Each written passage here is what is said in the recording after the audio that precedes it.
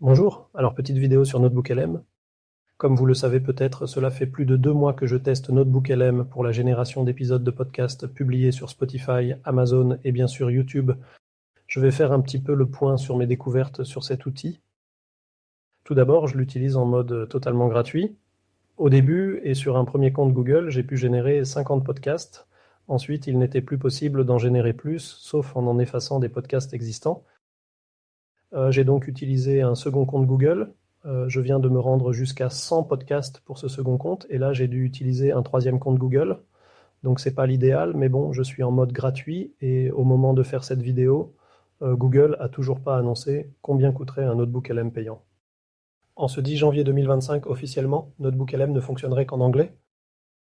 Dans mon cas, j'étais tombé sur un prompt d'un YouTuber donnant l'information pour forcer le système à parler en français et j'avoue que cela fonctionne pas mal. Je mettrai en commentaire les instructions que je donne pour arriver à ce résultat.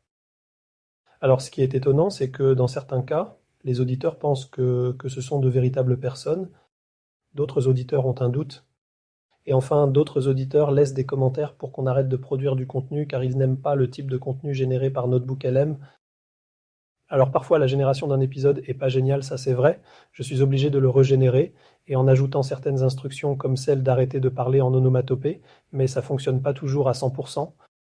Donc pour les auditeurs et les aider à mieux comprendre ma démarche, j'ajoute textuellement dans chaque épisode un texte explicatif en espérant qu'ils le lisent et comprennent mieux ce que j'essaye de réaliser. Pour résumer ma démarche brièvement, je dirais que j'exploite les capacités de synthétiser de nombreuses sources d'informations sur un sujet qui me touche plus particulièrement, en générer une discussion qui devrait, dans le meilleur des cas, refléter la synthèse, tout en étant dirigée par mes instructions afin d'obtenir un résultat satisfaisant et surtout informatif pour mes auditeurs. Donc c'est pas toujours évident, mais cela reste passionnant en ce qui me concerne. Si je reviens sur la notion des instructions maintenant, c'est limité à 500 caractères, donc pas très pratique pour élaborer des principes complexes. J'arrive tout de même à forcer l'utilisation de l'anglais ou français, donner un nom à mon podcast que j'ai nommé le podcast de Philippe. Alors parfois, il accroche sur mon prénom et le prononce mal, je ne comprends pas pourquoi, mais bon, ça fait partie des petits bugs, comme on dit. Toujours dans les instructions, je demande de faire un résumé sur les 30 premières secondes afin que les auditeurs sachent de quoi il est question. Je demande aussi que les auditeurs pensent à s'abonner à ma chaîne YouTube.